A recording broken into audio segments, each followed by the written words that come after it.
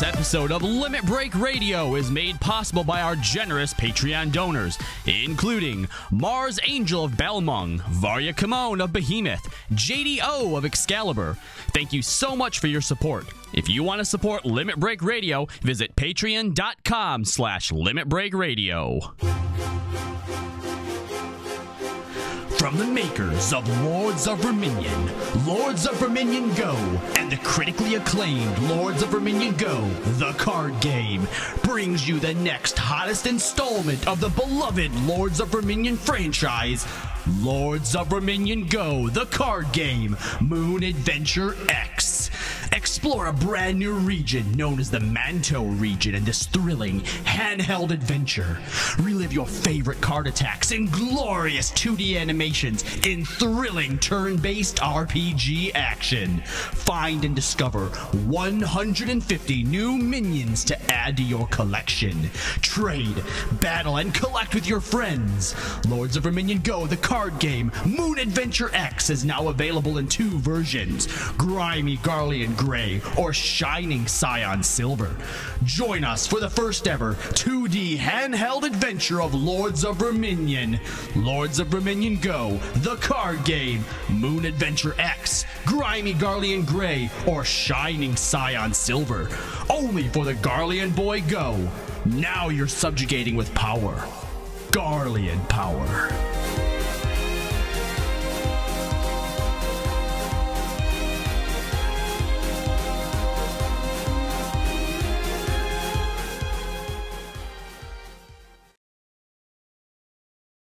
Live from Eorzea. Limit Break.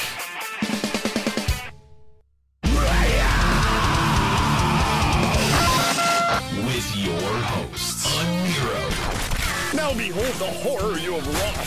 Kahlo. I said don't take your clothes off. Juxtaposition. I don't get it. Ascalia. Holy shit, totally forgot about him. And Mika. Oh my god. LimitBreakRadio.com. 5, 4, 3, 2, 1. Welcome to Limit Break Radio, episode 144. And if you think that this week's going to be any more enthusiastic than last week, then you're absolutely right. Well, no, wrong. but Wrong. You're wrong. Absolutely wrong. Jux is back. Yep, and I'm going to bring some clearly much-needed information, research, and intelligence to the show. You've never brought any of those things. Whoa, hold on. But I bring it today. There was the one time where he enlightened us about the underground fight clubbiness of the LGBTQ. I forgot about that. Yeah, I forgot about that. I didn't bring that to the table. Everyone knows that. Enlightening. Really? Enlightening. Oh, stop it. Stop it. Electrified killing. Stop it. Welcome to the show. Thanks for joining us. Twitch.tv/Limit Break Radio every Sunday starting at 4 p.m. Hope you'll join us. If you're joining us live and you want to subscribe to the podcast, you can find it over at limitbreakradio.com. Let's kick it on over to our Eorzean studios. If you want to join us in Eorzea, you can do that on the Sergeant Anus server. Sergeant Anus. That's not how you pronounce That's that? not how I pronounce it. No, it sure is not. Well, that is how you pronounce no, it. No, it is not even. That's not. No, that's not how I pronounce it either. That's the real pronunciation. I say Sagantinus. Sir Giant Anus. Listen, buddy, whoever wrote that YouTube comment, we're never going to let you forget about that one. Anyway, thanks for joining us. Twitch.tv/Limit Break Radio, limitbreakradio.com. If you want to join us in-game, of course, you can do that at the on the Sergeant Anna server, Fifth Ward Goblet. Gooblet. It's Gooblet. Oh, I'm sorry. I said that wrong. The Fifth Ward plot number 30. So feel free to hang out. And I see someone sitting in my lap for some reason. I guess. What kind of person was it? It looks like an Alizin. Oh, no, that is Ephemero for sure. Oh, yeah, I know. It's disappointing. I'm sorry. I love the smell of queef in the morning. I sure don't. Speaking of Ephemero queefing, no Nika today. That's right, because she's off queefing. That's right. It's a full day job. I think she's throwing up, actually, if I'm not mistaken. No, she had clearly a scratchy voice. Clearly from the morning sickness that she has from having another child. So damn. Anyway, so no Nika this week, which means that there is zero credibility on the show at all. Good luck, fuckers. Yeah. Call in and give us your credibility. That's right. Or yell at us about how much credibility we lost with you, thinking that, first of all, saying that Phantom Train is Doom Train. Boy, did we get raked over the coals for that one. I thought it was Ghost Train. Oh, yeah, well, one of those. And then also, because, I mean, let's be honest, Phantom Train and Doom Train, they are different things. They're different trains, but they are both trains. That is the same thing. But we got a bit of flack for that, and of course also when the new Omega Turn preview came out, boy, did I get the Twitter messages on that one. Oh, you got Twitter ones too. I saw, yes. Well, don't worry, because today in one of the interviews we talk about, Yoshi P actually says something in your defense. Because everyone, because everyone knows that they love to feel smart and they love to feel superior. So superior to a retard? I guess I shouldn't be surprised by any of this. So Jesus, did you even try? Right? Like, it would be nice if they did, but they clearly don't. So, anyway, if you want to give us a call and tell us how dumb we are, Limit Break Radio on Skype, 810-515-8715, limitbreakradio.com/Discord. We actually have people to properly man our phones today. Thank God. That is the only bit of praise you'll get from me, Juxta. That's it. What about if I know and you things? you only do about half of that. Kooky does way more than half of that. So it was a way bigger handicap not having Kooky last week than it was not having you. I mean, I am a pretty big, good person that does things well. You're big, yes. Big, yes. I'm going to go with that, yeah. By the way, we've now determined that seat is now called the juxtaposition. Sort of like, you know how like in professional wrestling, right? Like there's the gorilla position, which is right just on the other side of the curtain, just before you go out in front of people. That's called the gorilla position. Why? I don't know.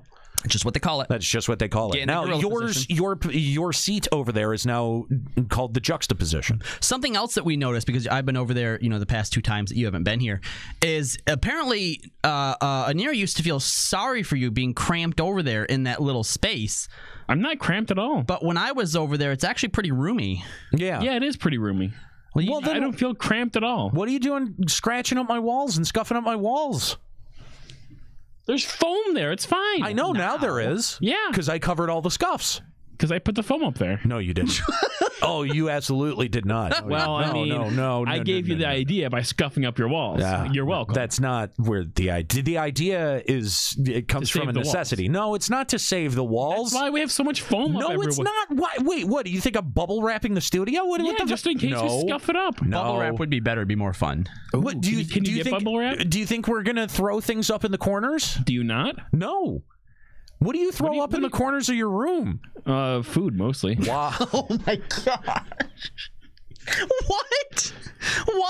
Is this just? Well, when I was sick, you throw up the food. Oh, see, I thought it was just a natural side effect of when you would eat so enthusiastically, clearly, because you're eating enthusiastically, that when you would just pour all of the food all over your face and your gullet, that like it would just get everywhere and it would smear, and then you would shake your head like an animal and it would go in all different directions. I thought it was more like a game. Like he would take candy and try and bounce it off the wall and the ceiling, like into his mouth. That sounds a lot more fun. But no, when you have lots of food, you just get so excited that you just kind of start whipping it everywhere. Like you have to have your hands going all over the place, and then eventually, obviously, a drumstick's gonna go flying at the wall and hit in the corner, and just stays up there for a little bit until it falls down. Is that what it was like living with him? Honestly, Pretty point on. Pretty close. Okay. Yeah. Just checking. Glad I got it there. Anyway, welcome to the show, guys. We've actually got a lot to talk about today. I can't believe that we're sitting here bullshitting with Juxta. There were I sat down last night. Remember last week? I'm like, oh, it's actually cool that we didn't get to that interview because now I have time to really kind of curate it for next week's show. And when I sat down to do that yesterday, there were like 3 other interviews that people had found. Yep. What the fuck? Apparently, and yeah. So Yoshi's out there just whoring himself out to whoever wants to listen, except for us. Yeah. He never done it for us. Do we want to listen? Well, I mean, we do have some fairly valid questions for him and about the future of this game and whether or not it's worth playing and subscribing still. Don't make us go to Tanaka. I mean, it would be nice if we got some like free to play, like is this game going free to play? Is that why you're tanking it on purpose? I'd love an answer to that. Yes. Well, I mean, that's your opinion. An official answer. Yeah. Yes. Well, but you can't give an official answer for Square Enix. No, officially, I'm saying yes. Officially for who? For the juxtaposition. Oh my God. Nobody gives a shit about that. The juxtaposition in the juxtaposition. Let's check out what's going on in the news. This is a Limit Breaking News Update. So a few new quality of life changes are coming via the interface. Among them, you can expect the ability to bind keys to the mouse scroll button, item level for food, a change in the triple triad icon, resizing the speech window, and my personal favorite, cursor map adherence for controller users. I mean, these are definitely some good additions in terms of quality of life things. I think. Oh, boo for Kali. Oh, thank you. He's not here anymore. Thank you. Thank you, though. We appreciate it. But, I mean, we can give it to him on your behalf, I guess. Is that even a boob, though? That was 6006.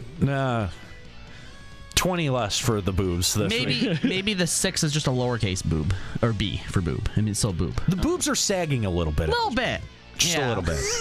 We're all sagging now. Yeah. So here's the only problem that I've ever had with Square Enix, because you're right, these are all fine, great, cool, put them in the game. I honestly, I do like the keybind to the mouse scroll. I like that a lot. And I actually like being able to resize the word bubble window, but like, and I like food. The item level for therefore. Yes, thanks. Why do you have to like parade these things out like there's some big thing, though? Because you guys were saying there's nothing else. Because there's nothing else. We were saying all what we were all thankful for, like Thanksgiving. No, that's not what we were doing. I mean, you were. Well, yeah, but I mean, like, we're not going to keep going. No, because there's only 3 of us now. Yeah, okay. If we had Nika, then I would yell at her to do something, but she wouldn't. I know she wouldn't. Okay. I'm so confused. How did we get here? Because of him. You're welcome. He's trying to make up for lost derails. Shit. Moving on. They also released a small preview of the gear that will be coming out of the new Omega Raid Sigmascape. Let's complain about it. You can see that on the lodestone. Hang on, let's talk about this gear. Yeah, see, I don't know exactly how I feel about it, because there's some aspects of it that isn't terrible. The Justin Bieber style cover one eye like armor bandana. What the fuck is that? Okay, what is that? That's one of the terrible parts. That is fucking embarrassing. What the actual shit is that? Does somebody want to tell me? At least it's not weeb themed, right? I mean, it's better than the first Omega. There is like maybe 2 or 3 pieces that I don't absolutely fucking hate. It's better than the first set. Let me put it that way. Yeah, it's better than the first set. Hands down, absolutely better than the first set. See, I kind of like the chest pieces on the far right there. That looks kind of armory, or even the shoulder piece on what I assume is the tank. Like, that actually looks pretty cool. Yeah. How it's all like kind of textured. Yeah. Some of the actual I think that's armor. only one shoulder pauldron though, which probably again, Square Enix. Why? Because if that's your shield arm, then you have your shield in the bottom hand. You don't want it on your other one, which is your sword arm. You don't want it like weighing it down and stuff like that. There is actually like dual wielding shields. No, stop it. On the right side, or I'm sorry, on the left side, though, behind the what looks like the caster set, which is just generic caster stuff still. The preview image is small enough where I can't really get a good look at that helm, but that helm looks interesting. It looks like some kind of closed helm. I don't know. I can't. Here we go. See, and even when you try and like make it bigger, it gets so pixelated. Exactly. I have no idea what's going on there. I don't have an idea, but that's. I would say that set looks kind of interesting. It reminds me a little bit. That set in particular reminds me a little bit of the Homam set from 11, which is not a bad callback. Okay. Especially in the body. But I really need to see what's going on with that head. I need to evaluate whether that's something dumb that's going on or something cool. Somebody get this man head. Yes. What? Juxta, that's you. Yes, Don't Daddy. stop touching my penis. Please. Tried to hire someone as a fluffer for you last episode, Juxta, but they weren't going for it. A fluffer? Yeah. Is that like a Swiffer? You don't know what a fluffer is? What's a fluffer? Do they just like massage your balls all night? Yeah, kind of. Hey, They have those? You're not. Are you kidding me? It's not far off, actually. How much is it? Okay, so here's what a fluffer is. Okay, in porn, right? Because you're fucking so many people, right? Right. You need to have somebody on retainer that you actually genuinely find attractive, that will be able to play with you long enough to get you semi-hard to go have sex with the person that you're being paid to have sex with. Sometimes it just gets old and repetitive. Right. Yeah, I can understand that. That's just a little bit of insight from my porn days. Yes, porn days. Another question I want to ask Juxta really quick. We're just blowing past that? All right, cool. Yeah, well, no, this actually involves my porn days? Well, not your porn days, but you can obviously add more expertise here. But Juxta, what do you think a cuck is? Huh? What do you think a cuck is? You. Okay, what is that? I don't know what that is. You don't know what a cuck is? Well, hold on. No, don't Google it. No, yeah, you can't. Don't yet. Urban Dictionary doesn't count. Where do you think the term comes from? Yeah, what? If you had to define it, what is a cuck? Guess I never really thought about that before. I bet he thinks it has something to do with chickens. No, that's a cluck, you idiots. Jesus. Okay, so what is a cuck then? I assume it'd be something like akin to like a twink. No, it's not. I mean, you have access to pornography, don't you? Access? Yeah, like you watch, like you on watch the internet. porn. Yes, yeah. Yes. You don't not like a physical medium though. And you don't know what a cuck is. Well, what is it then? Okay, all right. So a cuckold. Give us your experience with porn days. A cuckold. Okay, that's where the term originates. Is someone who likes to watch another person fuck their significant other. So cuckold porn is where you have two people that are ostensibly in a relationship, and a third person comes in, and the two people who are in a relationship, the one person watches the third person have sex. So I was right. Kylo is a cuck for you and me, Daddy. Jesus Christ. I'm so gross. I don't even know how to respond to that. I'm done. That's it. But the fact that you didn't know what a cuck is embarrassing. Well, do we all? Does anyone know what a cuck is? Yeah, I knew what a cuck was. Yeah, most everyone knows what a cuck is. From my porn days. Takes one to know one. How about that? What? I am rubber, you are glue. Stop talking. What is going on here? Nothing. We're ignoring that. Moving on. CG Mag. That was a good bit, Kahlo. Just so you know, that was a great road. Highlight it. That was a great fucking road that you just took us down for him to ruin everything. Can we get back to Final Fantasy XIV? Yes, we can. So CG Mag Online, which by the way, I've never heard of this. Final Fantasy Cuck Team. God damn it. I've never heard of this website before. Oh my God. And I think that's what's most insulting about Yoshi P is like all these websites I've never heard of are getting interviews with him. And we don't get anything. Thanks. I mean, to be fair, we don't ask anymore. We just have we ever asked? I don't think we ever have. I mean, maybe once. And Can we get Kooky to ask if we can get Koji Fox on? If anyone, if anyone, we don't. No one is gonna. Here's the thing. We have burned that bridge long ago, my friend. Kooky, see if we can get Koji Fox out. We don't want to talk to him about Final Fantasy XIV. That's not even going to come up. We just want to talk to Koji Fox. We just want to talk penis with Koji. I mean, ostensibly, we want to make penis jokes with him. Yeah. Yeah, that's gonna work. I mean, that's gonna work. Hold on. Don't mention that in your email. Don't say we want to make penis jokes with Koji Fox. Okay, no, we want to ask Koji Fox what the definition of cuck is. Okay, well, if you ask him, he's going to do his research because he's good, unlike this failing podcast. Listen, CG Mag Online did a really important interview with Yoshi I P bet they fucking did. and Hikaru Tamaki about the state of Rival Wings and what we can expect from it. Hey, you're lucky that I didn't try to make this into a discussion topic, sir. Okay? No high five for you. So, according to the interview, are you fucking kidding me? About what part? About having an entire is there anyone asking about Rival Wings at this point? Look, apparently it's immensely popular, and they are constantly getting player feedback on it to improve it. Where is it immensely popular? Rejected. Now they're just lying to us. No, they said it's very important to them that they get player feedback and that they use this to help grow the game both in PvP and outside of it. Pull the other one. Because they get paid. Oh, it actually hurts. What the fuck? You actually expect me to believe this shit?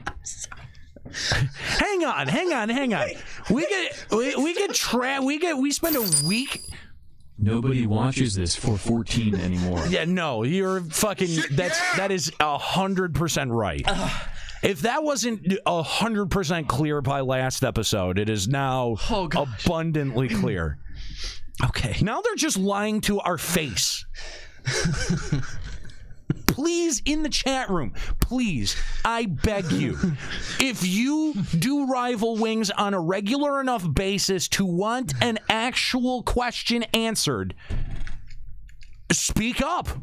Because I don't fucking believe that at all. We'll actually, there's part of the interview that we're going to be covering that. Don't you say it. Don't you fucking say it. You know how they're trying to do the tournament thing with the feast, right?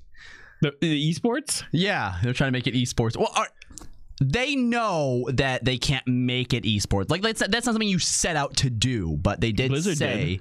Okay, well, it's Blizzard. But they did say that if it ends up becoming an esport, so be it.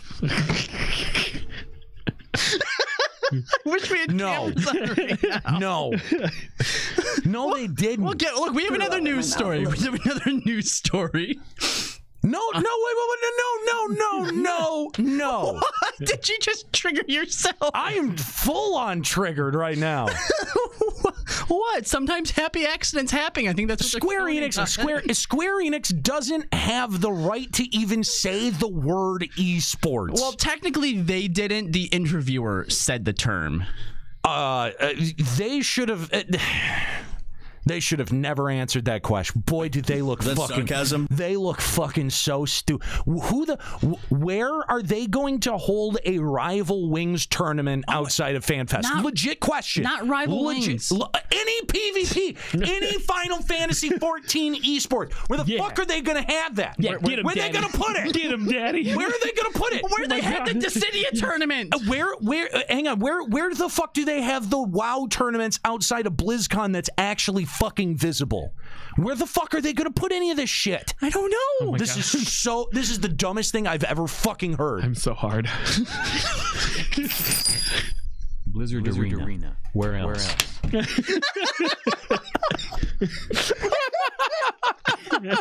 Thanks, Meterman. Oh my god. Okay, so Square Enix also. Cucklo, can you continue on? Square-Enix also released the preliminary patch notes for 4.2 Rise of a New Sun. Now, you guys are lucky that you didn't just get a preliminary patch note show, because that's almost what this was going to be. But we're going to put that on the back burner for now. We're not. What? We're not going over. No, well, because look, when the actual patch comes out, then we're going to get full patch notes. Are you right? fucking kidding me? We're going to wait on this. What? Yeah, we're going to wait on the patch notes. We're not going to talk about any of the patch notes? Not yet. Not yet. Nope. I'm sorry. Wait a minute. We need. We're okay. You really want to blow past the one piece of the patch note that has fundamentally triggered everyone who's been playing this game for any amount of time? Here's what we're gonna do. All right. We're not saving this for the end because there's no way that we're going to be able to get to it. No, we're not. You're right. We're not. We are going to do a patch note teaser. Each of you gets to pick a single thing from the patch notes to talk about. Juxta, I'm pretty sure that we're going to be picking the exact same thing. Are we? It's going to be the one thing that everyone wants to talk about. 4.2. No, that's pretty broad. That's literally just all the patch notes. That's pretty fucking broad. That's what you just did. That's the joke. It was a bad one. So let's talk about the unskippable cutscenes. Here's the thing, you guys. This isn't the first fucking time that we saw this. We knew this was coming. We did? Yes, they mentioned previously that they would be implementing this. This isn't new. When did they ever say that? Yeah, that's a great question. When did they say I don't remember when it was, but we definitely already had this rant on this show before. About unskippable cutscenes. Daddy, do you remember this? I don't. I think Cucklo's getting kind of cucked in the head. You're not even using it right. I don't know. He may have a point. You might be cucked in the head. Okay, so... Are we getting a t-shirt for the Final Fantasy XIV esport? LMFO. Only if Juxta doesn't go. Listen, I think that what fucking esports team is going to invest in a FF14 team? Well, I have to assume honest to fucking God, it'd be really cheap, like, you know, the Kotaku cucks. So yeah.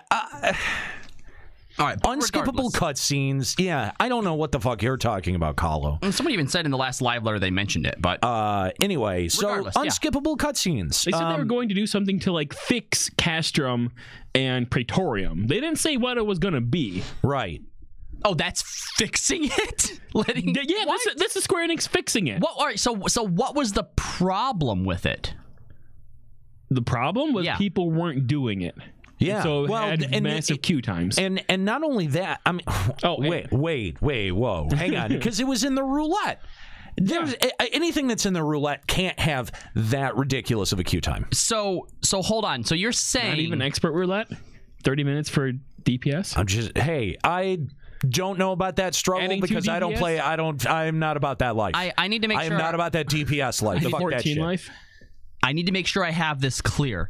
Square-Enix said, we understand there's a problem with people not doing these scenarios, so we're going to fix it by making the cutscenes unskippable. Well, I think another part of the problem was that any players that were trying to watch the cutscenes, the instance would be done by the time they were done watching the first set of cutscenes. You're welcome. Yeah. That was the bigger problem. It was, quote, ruining the new player experience. So what they need to do is they need to take those experiences that are fundamental to the MSQ, and they need to take them and put them into their own roulette and take them out of the fucking roulette queues. Put either take them out of the roulette, randomness, like the possibility to get them. Players? No, the instances. If they're going to make all of in question, yes. If they're going to make, it's the only 2 instances in that roulette. It's literally just 2 of them. I think it might also have Cape Westwind, but that's the only thing in the MSQ roulette. That's it. That's it. Oh, okay. Yeah. The problem is that people were skipping the cutscenes and beating the instance before they were done watching the cutscenes. They should probably remove that roulette. I mean, if there's only 2 instances in there, then there's really even no... But then the queue times get really, really long because no one ever does it because there's no roulette. Yeah. How are the new players ever going to get past this if they remove the fights and just make them a series of cutscenes that they fucking watch then? Or we can make a book you can buy with real money that will skip past all these storylines. Shut up, They can't see me face palming. I forgot. But I mean, it is a legitimate question. How would they fix this problem? Because it is a problem. In patch skippable cutscenes coming in the cash shop. There you go. See?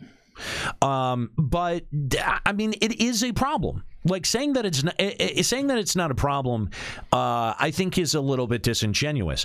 Although it does seem a little bit hypocritical for Square-Enix to be really concerned about the flow and the pacing of 2.0 content when you can just, like you had said, go to the cash shop, buy a book, and skip past all of it. Mm-hmm. Why does this matter? See, that's my thing. Okay, is it a problem? Yeah, sure, it's a problem. You try to go into these, you want to witness the whole thing in all of its glory and blah, blah, blah, blah. Cool. But as you said, Juxta, this is a whole 2, maybe 3 instances that we're talking about back in 2.0 in the grand scheme of things and all the problems and the issues that this game has. Is it really a problem? Yeah. Is it a problem bad enough to disrupt? I mean, because to disrupt other people's gameplay. What's gonna disrupt the queuing for that instance more? Just taking away the roulette entirely, or people knowing that they're going to be forced to sit through the cutscenes? Because I think just as many people are going to be turned off from queuing for it. Yeah. Oh, definitely. I wouldn't. I mean, look, I already don't queue for this. No one's going to double. Fucking the time. No one is going to queue for this. Yeah. No. At this point, remove the fights, and when you get to the point where the fight would have been, just show the cutscenes. Or do one of those like have bots that run it with you. Nerf the shit out of it so that you can solo it. There you go. Something, I don't know. I think that there should probably be a better answer than this. Yeah, something that isn't going to discourage other people from doing it, because that's exactly what this is. Especially because what's the fucking rewards for the MSQ roulette? Isn't it still like 120 of what? Poetics. It's still fucking poetics. Oh my god! But don't worry, they anticipated people not wanting to do it because of the cutscene, so they're adding 80 more. Oh, fuck off. Poetics. Yes. Let's go to Sirma on Moogle and talk to them. What's going on, Sirma? Thanks for calling Limit Break Radio. Hello. First of all, I just wanted to say that English is not my first language, so you already speak it better than Juxta. Yeah, you're doing well. Don't sweat it. I can understand you, but sometimes I don't have the words to say what I want to say. Yeah, I wanted to talk about the change on the 3 tanks. Yeah, that coming on 4.2. Yeah, this is another topic that's gotten a lot of conversation and discussion about the changes now coming to Warrior. So, what do you think about it, Sirma? I do play Warrior for 6 or 7 months now. And I begin to play at Stormblood, so I don't know how it was on Heavensward, but as I see it, I think it's a nerf. I saw some things on Reddit, but I think it's more than a nerf, or so the new player can play it easily. Yes. Well, and that's the thing, is that we've been seeing a lot of those concessions being made on a lot of the jobs as they've continued to get development. You had mentioned that you started playing at Stormblood, so you don't have a whole lot of context for what Heavensward was like. And I would say that in Heavensward, many of the rotations were much, much more complicated and simplified. Oh, hang on. Fuck a duck. Fuck a buck. Fuck your luck. Fuck a cuck. Fuck a juxta. All right. Well, thank you. Fuck a juxta. Juxta. Is that like a bootay? I don't know. I don't know what that is. What is a juxta? Juxta bootay. Juxta bootay. Okay. Anyway. Sunday. Anyway. A lot of those rotations were simplified in the transition between Heavensward and Stormblood, and we got the job gauge, and it seems like everything got job gauges, including all of the bosses, and now that's the main gimmick for this expansion, is how to use the fucking job gauge. But in reality, it's not a whole lot different than, you know, like the evolution of it, of each of the jobs has felt fairly natural. It hasn't felt like a big nerf. And I mean, I don't know. It's been a while since I played Warrior, so I don't know whether this is going to end up feeling like a nerf or not. But it does seem to have gotten quite a bit of a reaction from the community. Yeah, because actually, so before the 4.2, all the DPS is between the window of the Berserk and the IR. So right now they put away the Berserk, so we only have the inner release, and it's down to 10 seconds. There is no. But they put down the high of the storm, so and up some of the potency. But I think that you know, they put 10 seconds only for the inner release and 90 seconds cooldown on it. So it's not with the all red buff anymore. Well, what about the fact that they gave you, like, they basically increased the potency on like everything else, though? That isn't helping you out. I think what the Reddit nerds have actually mathed out is that the changes to Warriors do end up being a fairly substantially strong buff, but the problem is that now it's Warriors even more brain dead to play than before. Yes, yeah, and I think that is a move in not a terribly good direction, because you know, again, in between the transition from Heavensward to Stormblood, you know, a lot of those rotations got simplified because of the job gauge. The job gauge served as a lot of, you know, having to pay attention to status buffs or status changes or fucking stacks of shit. You know what I mean? Like, a lot of that got rolled into the job gauge, and so now it's just a matter of like, oh well, when it's up, it's active, and you know, you don't have to pay attention to things as much as closely as you did in Heavensward. And you know, what kind of sucks, I kind of wish that I had kept playing Warrior through Heavensward and into Stormblood in tandem with Dark Knight, because I you know, going back and resetting all of my rotations and everything that I'm used to at Heavensward kind of disrupted my context going all the way back to what a job was like playing in 2.0. And fuck, do you even remember what playing in 2.0 was like? What your rotation was in 2? I don't remember. I legit fucking don't remember. I'm in the same boat because I was technically Black Mage to start with, and Ninja didn't come until it was close to 3.0. So yeah. Diamelos in the chat saying, honestly, the job simplification is what killed my interest in the game. I don't blame you. I played Bard pretty much for most of 2.0, and I didn't play Bard in Heavensward or in Stormblood, so I couldn't even tell you what the differences were. Right, yeah. So, you know, I do think that, it is a pretty gross simplification of the job as it exists so far. I have heard a lot of people very upset about the change. You know, I'm not sure why they're deciding to do that. Honestly, I really don't know why they're deciding to make the change. Anyway, Sirma, thanks for the call, man. Appreciate it. Thank you. See you later. Yes. Right. Yes. Thanks for the call. First time caller, by the way. First time caller. Yeah. Go, buddy. If you want to call Limit Break Radio, of course, you can give us a call on Skype, Limit Break Radio, 810-515-8715, and through Discord, limitbreakradio.com/Discord. So that's really what I wanted to talk about was the big Praetorium. Yeah, the Praetorium thing. Yeah, that seemed to get the most play that I saw. It's just another example of Square Enix being like, well, let's make this easier on new people so that they're having fun and fuck everybody else. It does seem like that. And again, I hate to fucking people hate it when I say this, and they boo the shit out of me, but I'm right. Boo.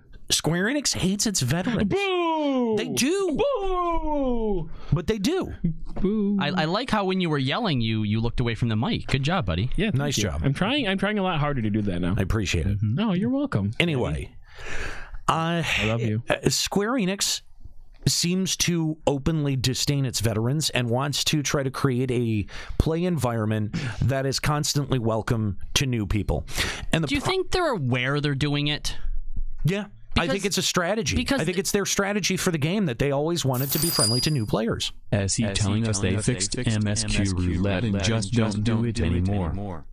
There you go. Oh, right, but what I mean is, do you think they know how disdainful they're being towards their veteran players by embracing the new players? I think they do. Because there's even some things that he says in this interview we're about to cover that makes it seem like they also think that they're catering to the veterans as well.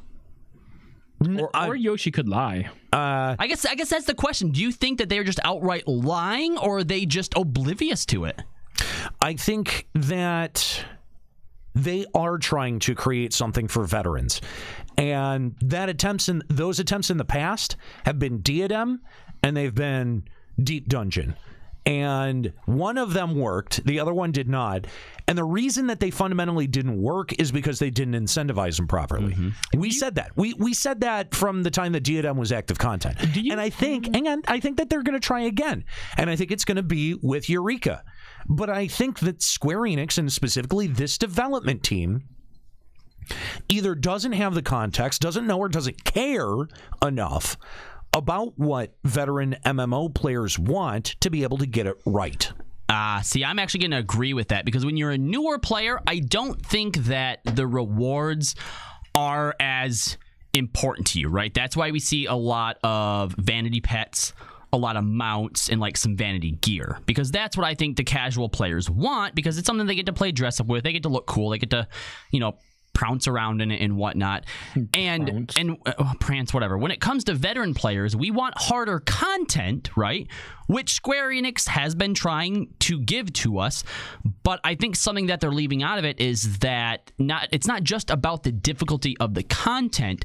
That veteran players, or people who go into that hard content, I think that they, just by nature, because it's harder, the rewards have to reflect the amount of work that you put into it, right? They put pets and they put mounts into like the high skill stuff, and okay, yeah, there's gear there too, and they think, all right, that's good, because they just want their hard content, right?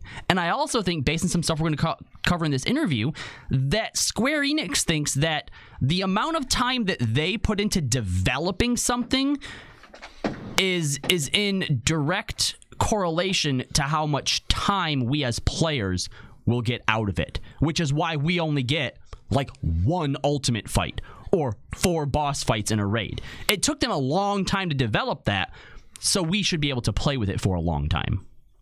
No. You don't think so? No, I mean, I think that might be... We've been asking variety of end-game content.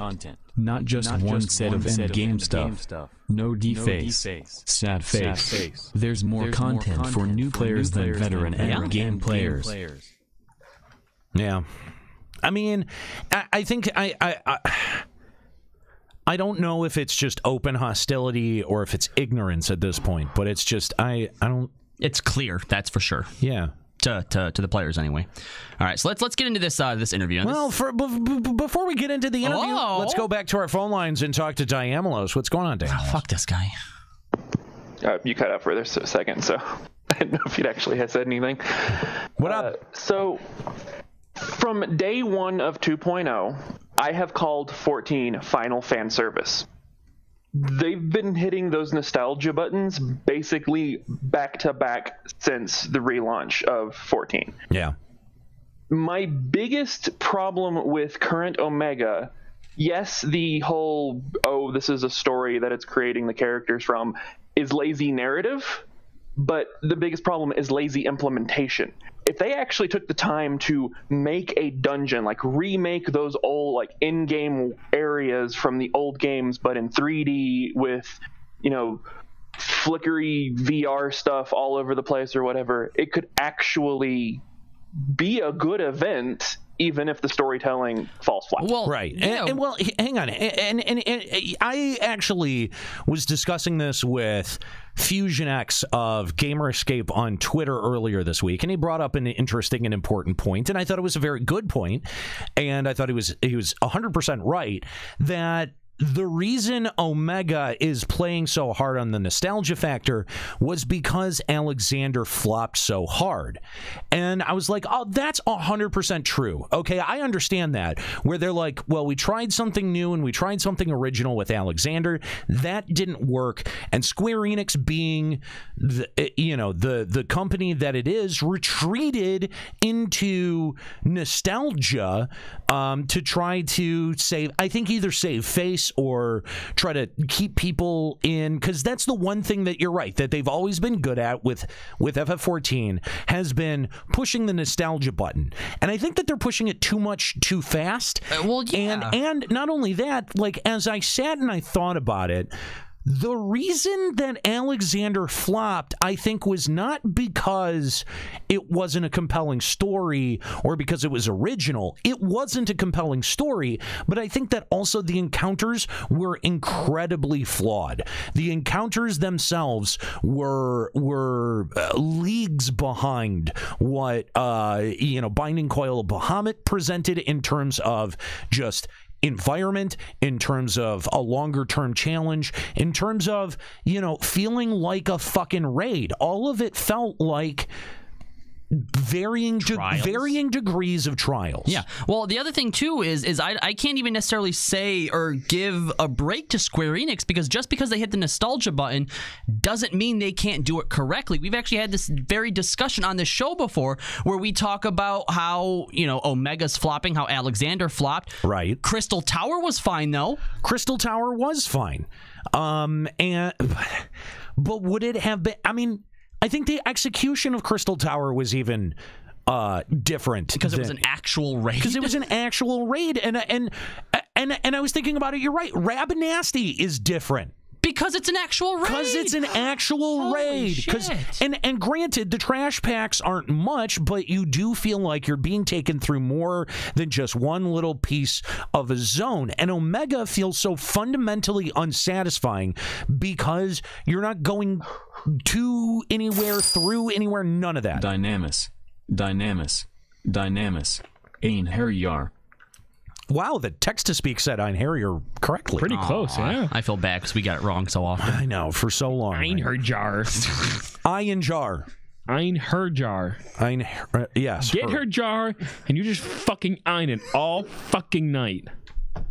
Yeah, I do find all of these things very problematic about FF14. And, what do they even do at this point? Like, we've been saying, expansion time is where they have to really buckle down on their veterans and retain. And I don't think they're ever going to do that. No, they just don't have the ability to execute content that long-term player bases find satisfying. And that's fine. Like that's one of the things that we as veteran players unfortunately have to come to realize and to accept, is that they are making what is ostensibly mostly a fantasy social sim MMO. And I think for a lot of people, if they weren't charging us $15 a month for that, fine. Okay. It's going free to play, man. It's got to go. It's got to go free to play. At this point, I know that a lot of people are like, "Oh, I'm gonna stop playing if it goes free to play." But they can't. Will you though? Look, you're playing the same game. Hang on. The difference in a free to play model versus a subscription model is a promise to your veteran player base, to your long term player base, that what you have invested in this game will not be fucking wasted. That is the that is the subtext of a subscription. Just when a game goes free to play, what it is basically saying is we are never going to be able to offer enough content to please an ongoing subscriber base to make this game profitable. So we just have to focus on what someone is going to experience within the first 20 levels and make that really compelling. Yeah, you say that you're not going to play a free to play game, but you already are. The sad thing about it is that you're actually paying for a free-to-play game. If you're playing it now and they stop charging you, why would you then suddenly stop playing it? It's basically it's openly saying we're changing the focus from developing long-term to developing short-term, and that's what they're doing already. Yep, you're right. So you're not wrong. If they man. came out and actually admitted to that, I think I'd be fine with it. But see, why would they even go to free to play right now when we have so many people who are completely fine with the less content that we're getting every patch now? And maybe that's the game plan, because you're right. When they go to free to play, first of all, they're not going to stop charging people. They'll do exactly like some of the other. I mean, right now, like this game is basically it'll free bottom to play. out. It'll bottom out at some exactly point. When it gets to the point where people aren't paying for it in mass droves, then they'll offer the option. Not now that's going to, but right at this moment they still have so many people that are willing to pay for less content that they don't care to change to free to play. I wouldn't say so many. They have enough. They have enough. They have enough. We don't know what that margin is, and we don't know how close they are to riding that line. Peak WoW. Of course, because they're going like, oh well, we have 10 million people playing. No, the fuck you don't. It's gonna seem like they're gonna want to keep that up, but no way. No fucking way. I mean, consider when an MMO says we have 10 million people playing, it's selling you on the idea that when you log into this game, there's going to be other people playing with you. Yeah. Is that objectively true of FF14 right now in January 2018? Well, I mean, when you log in, other people are logged in. That's a fair statement. Is enough people logged in? Probably not. No. I would say but no. People are logged in. Bottom line, no. Diamolos, I mean, what do you think? I mean, do you think that, there's enough people to claim that, we're still going to be able to support the veterans, or is FF14 just going to have to openly admit that we don't have anything to offer those players, but anyone who's never tried this game, please come play our game? I mean, I canceled my sub 2 months ago, and because I hadn't logged in about basically since I finished the Stormblood storyline. So I don't know what they can do at this point. I don't even know if free to play could save them, just because, yes, there'll still be people playing. There probably will be more people playing now, or playing if they went free to play, but well, that's the thing. If they went free to play, there would be nothing disincentivizing someone like you who stopped paying them to come back every once in a while, even if it's out of nostalgia, to try it out. And if you get hooked for a week and buy something out of the cash shop, great. There's some money we otherwise wouldn't have gotten out of you if we were still doing a subscription model. Right. Yeah, I don't see the subscription model being able to hold.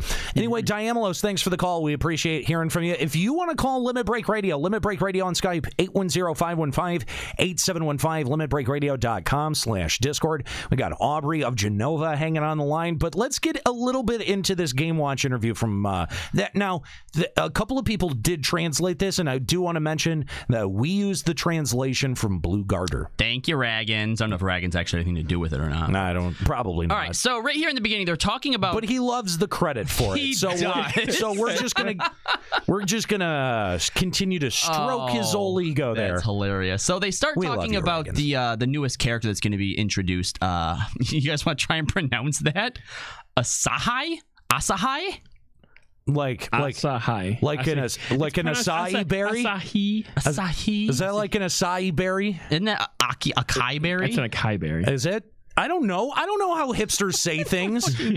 Anyway, they're talking about Asahi, who is Asahi Sauce Brutus. So we actually saw them in the trailer. They were that Garlean. Not actual Garlean, just from Garlemald. Yeah, apparently this guy was Yotsuyu's cousin back from that flashback. So the one that the lady sells to the Garleans because he's strong and stuff. Right. That was him. Yes. Okay, yeah. So we see him again. And he's been dispatched from the Imperial City, which Yoshi says that besides royalty or generals, this is the first time that anyone has came to us like straight from Garlemald proper.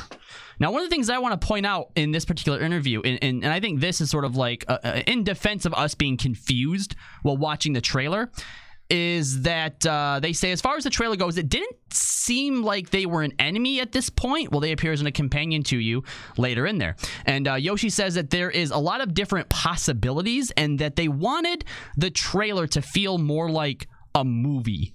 So when you're seeing these different scenes and stuff, that some of them are kind of out of context. They wanted this to be exciting.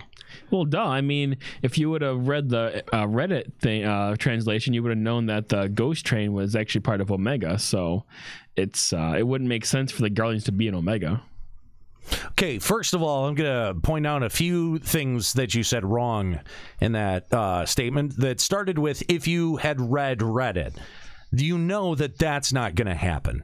Okay, well, if you would have read the official translation on the official forums, you know that that's also not going to happen. Did you do both of those things? Yes. Prior to the last show? Yes. While you were sick? Yes. No, what? I wasn't sick before the last show. I wasn't sick when the thing came out. Oh, really? Suddenly, his story begins to fall apart. I was sick during the show. I wasn't sick during the fan letter. What were you doing during the show then? I was coughing and vomiting during the show. I don't know that I believe that. The producer live letter happened when I wasn't sick. Idiots. Miraculously. That was on Conveniently. Friday. That's how time works, morons. So look it up. Hi.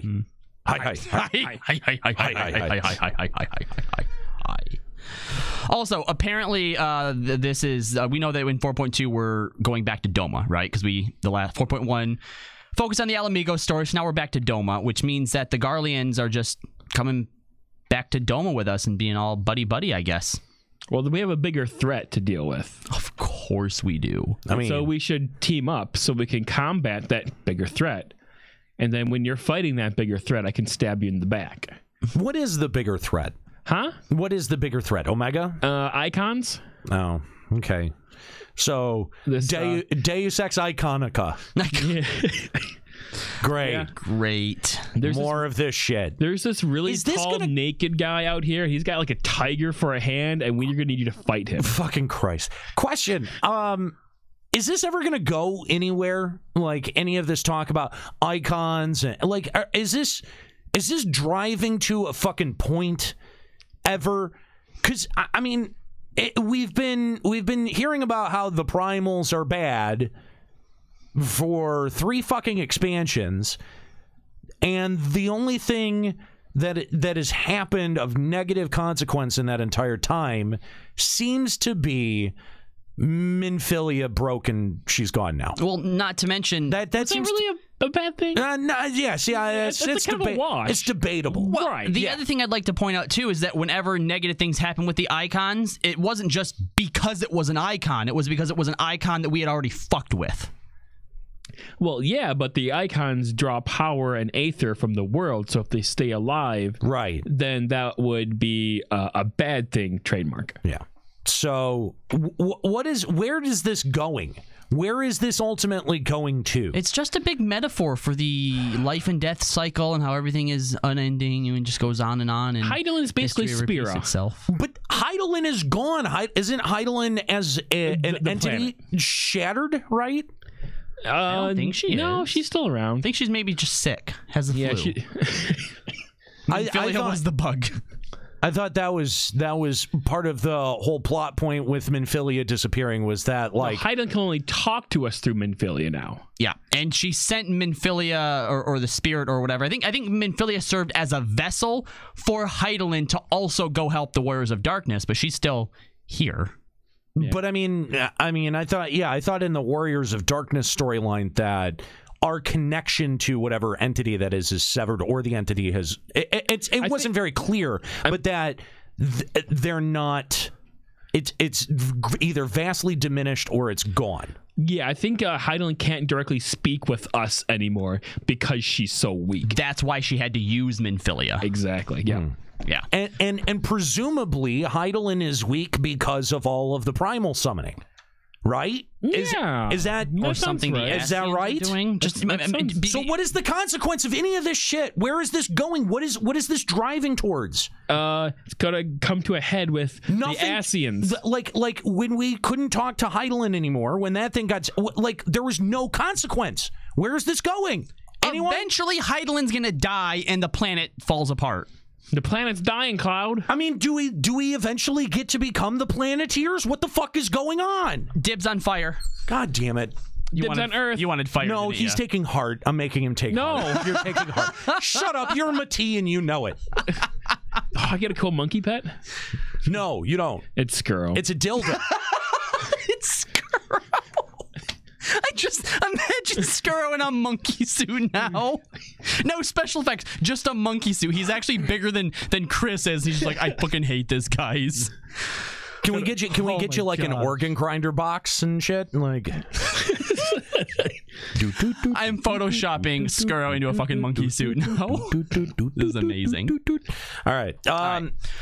So something else that they pointed out in the trailer too, which I think one of us might have brought up too, was that in the trailer it seemed like the relationship between Yatsuyu and Yugiri was kind of casual when we were thinking like, shouldn't they literally hate each other's guts?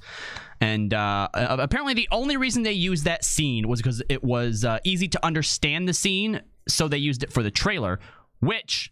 And I'm going to quote again here really quickly from earlier up. It was a challenge with editing this to make it feel like it had continuity. I'm really concerned. So very concerned. Take at this point that with what you want to talk about Eureka? Not really. We're going to talk about Eureka. We're going to go back to our phone lines and talk to Aubrey of Genova. What's going on, Aubrey? Hi, yeah, it's Aubrey. I don't like the recent changes in MSQ. Okay. What don't you like about it? Everything. Just the fact that you're everything. The fact that it's going to just sit there and waste your fucking time. How long have you been playing? 2 years. 2 years. So yeah, well past the point. You know what? I like the one that there's Mickey Mouse and Donald Duck in the Final Fantasy one. I like that one a lot better. Okay. So Kingdom Hearts, then. Have you? What? Yeah. You like Kingdom Hearts? I have to play all of them, but I like that one. Yeah, Kingdom Hearts, that one. Okay. I'm trying to remember the name of it. I don't care. Okay. Are we being trolled? Have you played that one? I think. Wait a minute. Are you trolling us? Hey! Hey! I told you not to pound the ball, little girl! Hey! Get that ass back here! Hang up that phone! Hang up that phone! Kind of curious to see where this is going. I think she hung up the phone. Damn it! Yeah. Why don't trolls ever try any harder? That was kind of interesting, though. I mean, it was it's a new direction. Yeah, but just theater. But just when it was getting interesting, right? Just when it was getting interesting, and I was like, "Where is this going to go?" Hangs up the phone. I mean, I would have liked to hear the domestic violence. Yeah. Like that would have really told us, were they committed to it? Exactly. See, now this person, what they needed to do is they needed to take a sock and fill it with oranges and really commit to making that domestic violence situation seem believable. They could have thrown something glass against the wall. I think something shattering in the background would have went towards selling it a bit better. Yeah. What the hell is going on? Mm-hmm. And it really would have helped if I don't know, the voice was like, I gotta say that the little girl voice was semi-believable. I thought that it was just a chick at first, honestly. Yeah. Just like doing one of those cringy anime voices. Yeah. So what would you rate this troll attempt 1 out of 10? Most of our trolls are down at a 2. I would actually give this a 4, just for no way. as soon as they were called on it to do the swerve. Yeah, no, I'd say about a 4. Now as far, but I mean, if they had held with it a little bit longer, they could have gotten something really interesting. 4 on execution, but as far as originality goes, I'd give maybe a 6. I think trying to go on the domestic abuse side? Over a 5, I think that's being very generous. Just on the concept. Very generous. That's too generous, man. Wouldn't do it. Yeah. You guys, you both finish the MSQ for 4.1, right? Yeah, probably. Juxta? Yeah, I did. Did you? Okay. Yeah. I didn't. Great. Even now, because it was so fucking boring. So before we go on to the Eureka stuff, I almost missed this part. I really want to get your take on this. Yoshi said that this time around, it's going to be a bit quieter compared to 4.1. We focus more on the dialogue and drama than on battle content. So I hope you can appreciate that. No. How can 4.2 get any quieter than 4.1 was? Dude, was there action in 4.1? Have I just not got there yet? What happened in 4.1? All right, basically what I've done so far is Aaron Volt guys like, hey guys, there's this legend about treasure. Nobody's ever found it before, but I think I found it. Okay, let's race. We found it. That's where I stopped. Okay. Remember in 4.1 we had that fight with Lakshmi? Yoshi's just saying we're not going to give you a solo duty this time around because that was too much work. That's what this is. Oh. That's what this is. But they're going to focus on dialogue and drama. Yeah. Well, good luck with that. Okay. Because that's Square-Enix's strong suit is having compelling plot points. Yeah. Right. Yeah. So Yoshi has obviously we knew that Eureka wasn't coming till 4.25, and Yoshi said that it'll be about a month after the major update. So we're getting the patch. You should actually have it if you're listening to this episode on the podcast. It should be patch day, and Yoshi says that Eureka is coming from here. Now, this is something that I actually... So about a month. Yeah, about a month. This is actually February. Something that I didn't quite know because I wasn't super into the FF3, but FF3 was set in Crystal Tower, blah, blah, blah, blah. In past interviews, he says there was a point where it was being considered as an element of Crystal Tower, and he was wondering if there was any relevance between Crystal Tower and Eureka. What did you guys think the answer to that was? No. There isn't. No. That actually would have been interesting and cool and would have built on the world and given us actual lore stuff. But no, as far as Yoshi's concerned, the Crystal Tower is closed up. We closed that loop. I mean, that's fair. That's fine. I guess. That's fine. I'm I fine suppose. Yoshi C says that the original Eureka, or Land of Eureka, was a place where you defeated these manifestations of weapons to obtain and create other weapons. Now, that's obviously where the idea for it comes from. But Yoshi said it won't quite be like that. It's more about this basic idea of being able to strengthen your weapons and your armor. Now, what I appreciate in this interview is they asked all of the questions that we have kind of been assuming. Like, straight up, he said, will this be different from Deep Dungeon's Palace of the Dead? Good. All right. Interesting. Yeah. Yoshi said it's completely different. We're still a bit away from implementation, which means it's not done yet. So I can't talk about it, but in terms of system, it's a completely new system and content, and you can think of Eureka almost as a new field area. Okay, we'll see about that. I mean, we'll see about that. Technically, Diadem was a new field area. Well, I'm glad you said that, because they then asked, is it different from the exploration in Diadem? You'll still enter through the duty finder, but with Eureka, your party can be changed freely at the destination. You can go with 8 people, you can go with 4 people, you can even go alone and find your friends in there. Play with solo, play with parties. There will be an elemental level, and this is something that he touched on in the live letter. Everyone starts from elemental level 1, and you can only fight certain things unless you raise your elemental level high enough. So you'll be leveling up normally, and when your level's always going to be saved, but once you get to level 6, there will then be penalties for dying, meaning you will lose experience. Okay. As long as you get raised, you don't, but otherwise, you lose it. He also mentioned the Magia board, which I think is where you lock in certain attributes, and he says you're constantly going to be able to switch these attributes around. So I assume that based on whatever you're fighting or what you want to fight, you swap things. I mean, it does to help defense, maybe. I will say this: that does sound different than Pomanders. It does, yeah. I do think it's different than Promanders. Also, unlike it sounds different from Diadem too. A little bit. I think there's still a chance that they could have maybe taken some stuff. So let's hope that it's not the bad stuff they took. Here's another little callback, which they actually said this sounds like the FF11 world in Eureka. Unlike public fields so far, when monsters in Eureka detect players, they will chase you anywhere.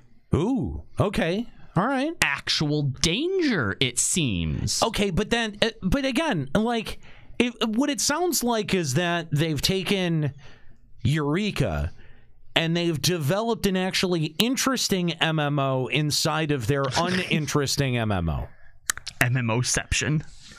Am I wrong? No. I mean, doesn't it seem like this is features and shit that we've wanted for the overworld, but that they've been completely unwilling to give? Yes, exactly. Oh, you know, the way that they designed this game, you were the first one to sort of point it out, that they do it in a way that's very easy to plug and play stuff. Right? Yeah. And it's sort of copy and paste Copy and paste, very easy to develop for, but also because of it's called modular development. There you go. That's what I was looking for, modular development. Yes. But it's very difficult to then sort of deviate from anything like that. Like, for example, a lot of one of the more popular things that I think we wanted them to bring over from FF11, or that you even see in other MMOs, like we talked about in set bonuses from WoWs, is stuff on gear that actually changes the way you play, but that's too chaotic for the modular way that they have things developed. But imagine... Because it's going to be too disruptive. Exactly. Yeah. So imagine if within these, one of the modular areas, whatever, Eureka, that's where all that happens. Outside of it, everything stays the same. Everything stays simple. They don't have to worry about doing any of that stuff. They don't have to worry about anything being disrupted. And then within Eureka, where they start to create the end game content that people want. It's a cute idea. It's a cute idea. If we were getting in at 4.12 or 4.15, I would say, okay, yes. This is taken till 4.25, and we're not even sure that it's coming at 4.25. Yeah. I mean, Yoshi P says that, but he's been saying that for a while too. Mm-hmm. You know what I'm saying? Like, I think that you can't give him the benefit of the doubt anymore. Well, no, and not even. I mean, I think it's beyond giving the benefit of the doubt even. And I think what it's down to is that if this is what they need to do to make compelling endgame content, they're basically splitting themselves between, like raiding and Eureka, and then the rest of the game. And I think that that's a bad idea. And I think, like, if Eureka has been in development for as long as we think it has, and it's taken this long to get out, and look at the impact that it's had on the rest of the world, boy, this better fucking be worth it. Well, here's the thing. Even if Eureka, the first one, is a hit, people love it, they only know how to design in a modular sort of way. What's to stop Eureka itself from just ending up being modular development? Well, I think that that's the goal, but like look at the amount of heavy lifting that they're having to do to get to that second system being implemented. Too much. So again, the interviewer asks or says, this sounds like the world of FF11 and Eureka. And Yoshi said that the things like NMs will make use of FF14 systems, such as, now don't panic, don't panic here. I am panicking already. Such as the fate mechanism. Stop. The mechanism which will allow anyone to fight them, but it is a bit more like older generation gameplay. What does that mean?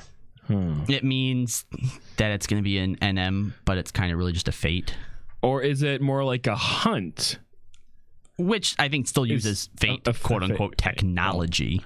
Shit. Damn it. Fate technology. They've just put hunts in Diadem. Is this not exactly what we've been saying that it's going to be for the entire time? That it's okay, but if it's not literally a fate, then you can't really call it a fate, right? A rose by any other name smells just as sweet. Nah, that doesn't work. Shit by any other name still smells like fucking shit. Okay, that's probably more apt. Yeah. They also asked a question about the strength of the weapons and stuff, and Yoshi P confirms that obviously at any point in the patch cycle there will be weapons of varying strength, but the strongest will always come from Omega Raids. So what's the point? What's the point of this? There isn't one. Nope. What if this content is so fun that we want to play it by the virtue of its own enjoyment? I mean, here's the thing. Like, how many eye levels are between tome gear and raid gear? 10? Is it 10? I think it's probably usually 10. It's usually 10, right? Yep. Okay. So what if they did the thing that they've been needing to do the entire time and went in a 5 increment? They've done it before. Is there any reason that they can't do that? I mean, it seems like that makes more sense in terms of an incentive to actually put, like more stats on the thing instead of just different stat weighting. Because that's what Diadem was. It was the exact same eye level as whatever Tomes was. It was just, if you want different stats, you go to Diadem.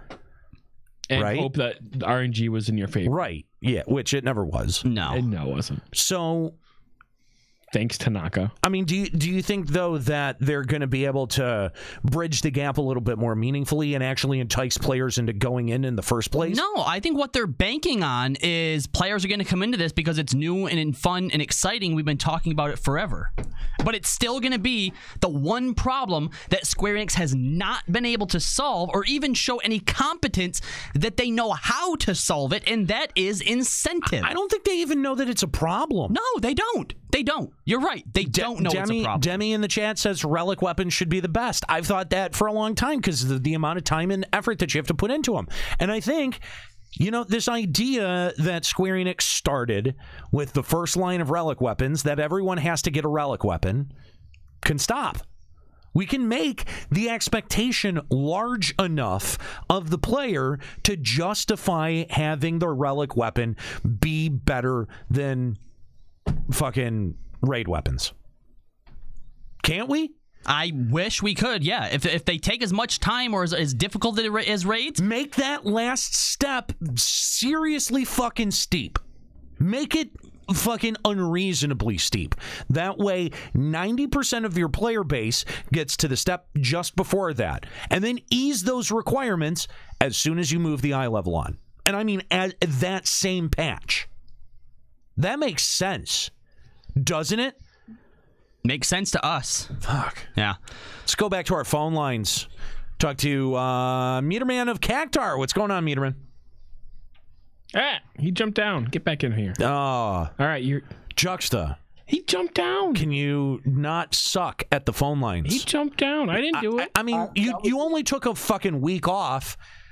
I mean, should we... You know what? Maybe I'll take 2 weeks off. He's going to do that, actually. Shh. Now, because of this discussion right here and absolutely no other content whatsoever in the past, I'm taking 2 weeks off. Taking my stand. Here and now in 2 weeks. You suck at phone lines. To be fair, it was Discord lines. Anyway. Meterman, thanks for calling Limit Break Radio. What's going on? Number one, that was on me. You can blame Juxta, though. I don't care. Hey. Hey. I will. Thank you. Number two, I think we've waited long enough. Yoshi and Square Enix wants new players. I think the veteran players should step up and say, fine, we want a new dev team. I wish, man. I wish. Yeah, I don't think we... I mean, if they're trying to show us the door already, I don't think it does a whole lot of good to... leave of our own volition and, you know what I mean? And say, we were leaving anyway. And here's the problem, too. After, doing 100... You can't throw me out. I was leaving anyway. Like, it doesn't really work like that. Yeah, after doing 145 episodes, as much as there are, people like you or Diamelos and all of our other fans who do agree with us, there's entire generations of Stormbloodians. They're like, what are you guys talking about? This game is so awesome. They give us all the cool stuff. Did you see that new glamour system? You guys don't know what you're talking talking about. Well, that's not true of everyone who started at Stormblood, as Sirma called up and proved earlier that there are people who started at Stormblood that are already, even before we hit 4.2, noticing the exact same problems that we've been talking about for the better part of 4 years. And the thing is that they're problems that Square Enix continually gets wrong, and I think it's because that they just fundamentally don't understand what a long-term player base desires out of a video game. To be fair, I don't think that there are many game developers that do have a good handle on that anymore, which is kind of surprising because there's been like the better part of a decade and a half devoted to MMO development, and you would think that, you know, some of the long-term strategies for things like player retention and, you know, that those sorts of theories and science by now, that they would shake out, and people would be able to have notions of what keeps people there longer. But I think so much of this is being data driven instead of, it's more about how do we prioritize them to spend more money quicker. And I think that there is more money in having a quick turnaround and having a quick churn of players than there is supporting a long-term player base. In retention. Yes, yeah, absolutely. Absolutely. So, Meterman, I mean, would it be nice to get a new dev team? Sure. Is Yoshi P kind of fundamentally out of touch with what a long-term player base wants? Yeah, but I don't think that Square Enix is going to be interested in doing any of those things, because ultimately what he's doing in the end is turning a profit. It's just how long is that going to be able to be viable? I mean, another 2 years, another 3 years, another, you know what I mean? Like, it's not going to be very long. And when it's no longer viable, they're going to do the thing that is going to make sure that their game is viable for as long as it possibly can be. And if you think that they're just going to do what they did with FF11, then you don't understand that this is a game that doesn't have even a quarter of the technical setbacks or the technical constraints that FF11 had. So, no, just because they did that with FF11 does not mean that they're going to keep charging ahead with the fucking subscription model for FF14. It just doesn't.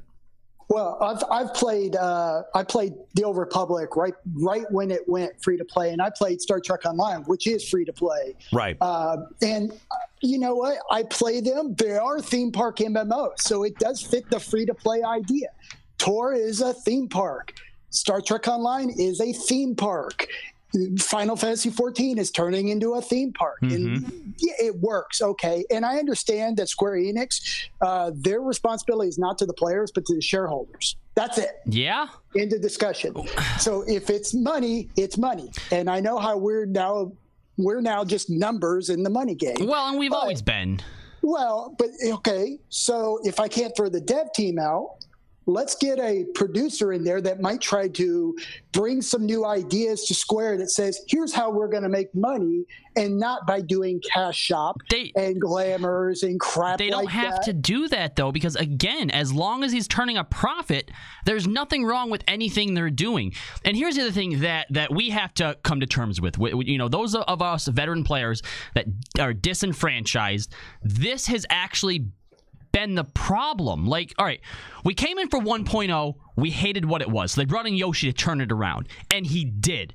We were so in love with what A Realm Reborn was, because it was such a drastic turnaround from 1.0, that I think everyone kind of fell in love, and we were so hardcore into the honeymoon phase that all of this that we're going through right now has been there from the beginning. Yoshi P isn't doing anything differently. We just had bigger expectations. I don't know. I think that the world of Eorzea in 1.0 was designed to be much more of an old school MMO world. It was not in any way, shape, or form the tourist attraction that FF14 is now. That's fair. Right? Like, while it was a mostly empty world, it was supposed to feel really big. That was the idea, is that it was, they were copying and pasting areas of the map to make it feel much bigger than it was. And while it did succeed on that level, it did also feel very empty. Yeah. Going from place to place, much like an old school MMO, it felt very empty. But this was a world that fundamentally was meant to be inhabited, that was developing its own sense of itself, that was developing its own sense of its community and the players that were inhabiting it. It wasn't filled with just reference after reference after reference after reference after reference. That's, I think, the fundamental difference between Tanaka's approach and Yoshi P's approach. Right. What I mean, though, is 1.0 is gone, though. Square Enix wiped 1.0 from the map. Right. With 2.0, it was a fresh start, okay? Yes. We loved what Yoshi P did from 1.0 to 2.0, right? We absolutely loved it. It was such a stark change. And I don't know, did we expect that to keep going forward, that 3.0 would be another stark improvement, and then 4.0 would be another huge improvement? I think that's what we expected to do, that this game would grow and evolve, but Yoshi P is actually doing the same thing now that he did in 2.0. That's why we're so fed up with it, is because we've noticed the pattern. But this is what he's been doing all along. Yeah. So why are we holding him accountable for just doing what he's doing all along? It's not like he's suddenly betrayed us. He came in and turned a profit on something that should have been dead. That's what the higher-ups wanted, right? And now he is running it exactly like he has been, turning a profit, and we're angry just because it didn't live up to our expectations. Not just our expectations, but we see all the flaws for it for anyone who wants to play this game longer than a year. But if that wasn't the plan, if they sat down like, let's create an MMO experience that doesn't support people long term, can we hold that against him then? Well, when they start making expansions and maybe not promising new content, but players are expecting new content. Why? Because there is an expansion and we're paying $40 for... They add new world. They add new story. Let's just consider that Final Fantasy XI is the most financially profitable Final Fantasy in the entire series. They sunk 1.0's development cost, if you include all of that, to be able to make to have FF14 break even. I think you have to have a better long-term strategy than just the slash and burn style of content developing that they've been doing. This has been a fundamental criticism for this game since we started playing and since they started evolving the game in subsequent patches. Is we were like, hey, all of that old awesome content that you guys are just kind of like throwing out with the bathwater, like, why? Like, as soon as they made it so that, you didn't have to clear the previous turn of coil to go to the next turn of coil.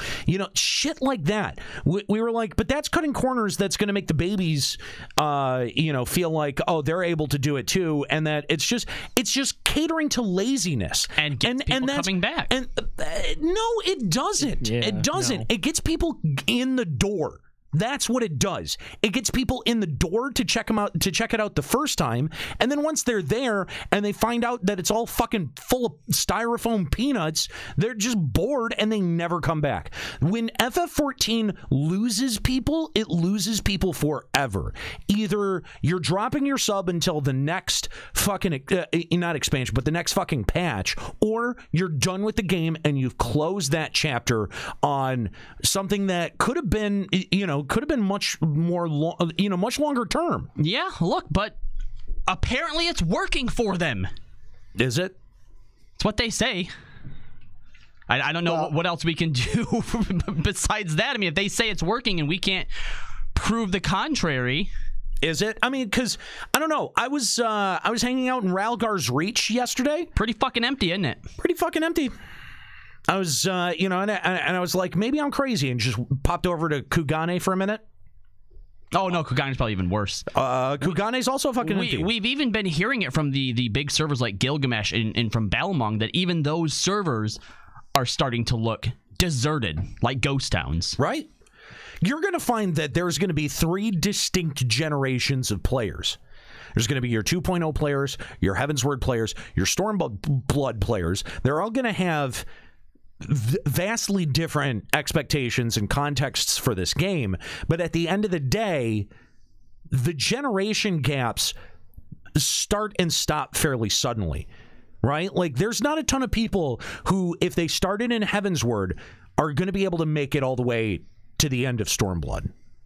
I mean, statistically and anecdotally, that's what we've found just talking to people and just, you know, figuring out where their sentiment lies for this expansion. And I know very, very, very few people from 2.0 that are still hanging on today.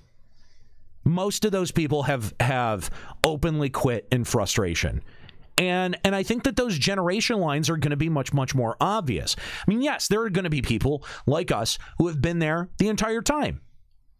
And, you know, this show sort of serves, you know, that's who we're looking to serve at this point. The people who have been playing FF14 for long enough to see that the pattern is dismaying and be concerned about the future development of the game. We are your voice. And the thing is that as soon as that rights itself, if it ever does right itself, we're going to be the sounding board for the writing of that ship. Could it be in Eureka? Maybe. Unlikely, but maybe. I'm open enough to give it a shot. I've been saying that Eureka is going to be bad for a long fucking time. I hope I'm wrong. I'm prepared to be wrong, and it's not like I'm not going to do it to figure it out. I definitely will. But my expectations are so low at this point, either because of the development team or because of the way that things have been talked about in interviews before and then executed poorly. Whatever it is, my expectations for this shit are so low that, I mean, if it's even halfway decent, I'll be impressed. Can I commend you for actually having any expectations whatsoever? I mean, I guess. Yeah. Mieterman, thanks for the call. We appreciate it. We always love hearing from you on Limit Break Radio. If you want to give us a call, Limit Break Radio on Skype, 810-515-8715, limitbreakradio.com/Discord. All right. So, Aniero, I'm going to save you. I'm going to save you from the Buff Yakko talks. Why? Well, because I did want to make sure we got to the esports stuff. Oh my god! Really? Okay. All right. The one thing from the Buff Yakko segment that I do want to mention is did they ask why? Like, that's the okay. All right. Yeah, and Yoshi P's like, look, it would have been kind of boring if you were just fighting an animal, right? Besides, we fought a human goddess, so why not this? He also mentions that these fights... Oh, my fucking God. No, hold on. Please. These fights will be some of... Please be joking. Aniero, these fights will be some of the flashiest fights in the game so far, and apparently they've taken a significant amount of the budget. I have no response for this. I don't. What? What? Buff Yakko is fucking retarded. It is the most patently stupid thing I've ever seen this game do. Really? You haven't seen Sephiroth yet. You're right. I haven't. He's taken off his glasses and he's like massaging the bridge of his nose now. So... Okay, all right, look, let's talk about something that you're more passionate about, because this is actually something that we're aiming to do as a career now, and that's esports. I thought you were going to say Final Fantasy XI. No. So the question was, with the Feast, team registration has begun, and you finally have a system which will allow it to be like an esport in place. Are you planning on forming something like a pro league in the future? Fucking stop it. Yoshida says, I haven't thought that far out yet. Of course, we should be able to do it, but since this is mainly a PvE MMORPG and it's part of a franchise, we'd like to move step by step in that direction, with official tournaments set up to give players motivation to participate in other activities. I mean, that's a fairly diplomatic answer.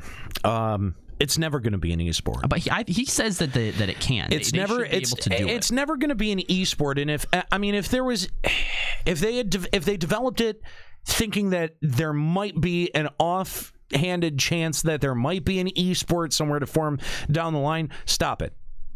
No. Stop. No. Stop it. Stop it.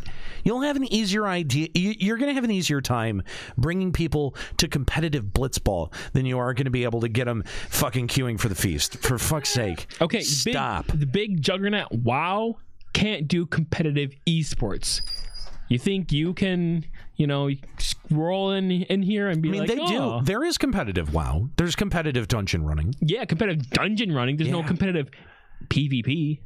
I thought there is. No, they tried. Again, no, it's still within just the Blizzard atmosphere. It's just at BlizzCon. But they do still have like the arena 2v2, 3v3, 5v5 finals and shit. Okay, they have it in the fact that it's still it exists. It exists. Congratulations. So what you're saying, Juxta, is that WoW as an esport could not exist anywhere outside of BlizzCon. Is that exactly what you're saying? Pretty much, yeah. Okay. And there's no way that a competitive FF14 scene could happen outside of FanFest. Sure. I'm saying that if Blizzard can't make it happen, why the fuck do you think you can make it happen, Yoshi? Because they're going step by step and taking their time. That's the answer, apparently. That's the answer. Is that a good answer? That's a dumb answer. It's a dumb answer. Yeah. Were you guys wondering how fun the new submarine shit's going to be? Nope. What did you think? What do you think the submarines are actually going to end up being? It's going to be airships. Yeah, it's just going to be ventures. The exact same thing? I mean, yeah. Not exactly. Okay. They're making them easier to build this time. Oh, fucking fuck. Fuck. Why? Jesus. The fact how many fucking responses in this interview were making it easier? Why? Do you have anything planned for the submarine, like the Sky Island voyages? Hang on. No. Hang on. Nothing for now. Fucking Christ. Hang on. So what do you do to actually make that process easier? What exactly do you do? Do you not actually have to assign a piece of equipment to it anymore? It just automatically knows and assigns it for you? You had to build the airship through crafting before. Now it's easier to build. Oh, I'm sure. Okay, so they just less crafting. So what? They just put in a vendor that has airship parts or submarine parts now? No, instead of needing 5, you only need 3. Fuck off. See, it's easier because it's less. I hate everything. I hate everything about this game anymore. Fuck everything. Fuck! Why? Why does everything have to be easier? Someone please explain this to me. Okay, Aniero, would it make you feel any better if they added a character from Final Fantasy XI? No. It wouldn't. All right, yeah. Let's talk about that. Come on. Let's talk about that. I mean, another one. They've already added 2, but... So the question is, don't go anywhere, Aniero. I'm not going anywhere. Shit, I gotta find the fuck do you want? It looked like you were getting up to leave. I'm not. I didn't want you to. So the question was, Tenzin was the name of a character back in FF11. Oh, sweet Jesus, no. So there are many people wondering, will he make an appearance? Stop it. There are many people wondering. Yoshi says, let's keep that a secret until you see it. No! However, what does he have to do with anything? However, we wouldn't want to just name drop in FF14. So to some extent, I hope it Wait a minute! Hang on! Wait! I hope it adds to your experience. Please look forward to it. Hang on! We don't want to name drop in FF14 fucking X-Death, Kafka, goddamn every reference that you've ever had to an old Final Fantasy boss. Those added to the experience, though. Yeah, there's lore behind those. Oh my god, I'm about to rip my shirt off like Hulk Hogan. This is ridiculous. Hold on, because the guy asks, do you think that FF11... Do you think FF11 fans would be happy? And Yoshi says, well, I'm talking to someone who's played FF11, so I'm not sure how to interpret this. I think you'll at least get a bit more of a grin out of it than someone who hasn't played. You get a grin, Aniero? Aniero? Would you get a grin? You excited for Tenzin? Aniero? No! I'm not. Why not? Why are you so upset? This is fun because this is... He's a samurai. It's Square-Enix at their most... I mean, this is just proof that they have no creativity left. They are completely creatively bankrupt. Just nothing. They've got nothing. If they're at the point where they're bringing... Why? What does Tenzin have to do with anything? He's a samurai! Yeah. Fuck off! Oh my god. Well, he is. I know he is. He doesn't have anything to do with anything. Unless they're going to meaningfully connect Eorzea and Vana'diel. Oh, no, he said they're definitely not going to do that. No.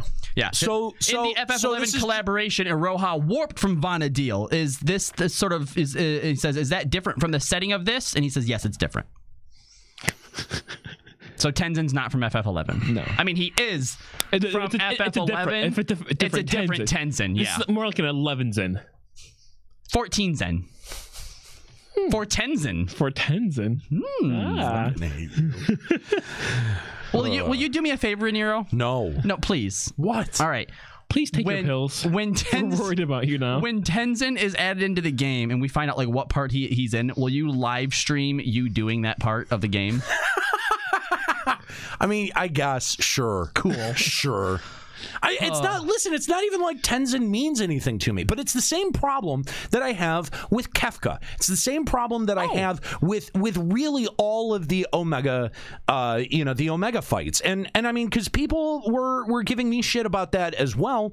They were like, "Well, aren't you the biggest FF6 fan?" And yes, dude, FF6 is my favorite Final Fantasy ever, and so I'm gonna be doubly critical of anything that you do using the Final Fantasy VI branding.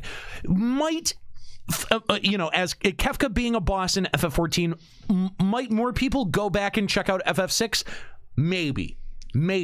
But what you're actually doing is you're fucking the corpse of a game that was actually good. That's what you're doing. Well, hold on now. Speaking of Kefka, the interviewer asks, now his character has taken an interesting turn. We're expecting it to be a boss, but what do you have to say about Kefka being the last image that showed up? Yoshi said, it might be a little too simple just to leave it at that, but please enjoy the power of Omega's imagination. I'm sure you'll be satisfied. He's going to satisfy you, Aniero. What does that mean? What is that? What does that mean? With his imagination. No. What do you think that means? Oh my gosh. Okay. I think we're going to fight Kefka. Fucking throw something at him. All right, actual thought that I had, because I'm still grappling with the idea that where the Doom Train fight and where the painting fight and stuff like that takes place doesn't look anything like Omega, and the fact that we're interacting with the Brutus character in the same Omega scenes or in the Phantom Doom Train scenes, fucking whatever. No, we don't interact with him at all. It looked like we're on a fucking train car with him. That was just cinematic. Anyway, this is the point. It doesn't look like we're in Omega, right? What other thing has Omega done that's actually came out of his world and into our world? Alpha. Yeah. I think that the storyline may actually evolve further than just this experiment thing, and the other test subjects start to come out into our world as well. That would actually explain why Doom Train isn't in the fucking simulation itself. But that, again, that's not Doom Train, it's Phantom Train. That's a different thing.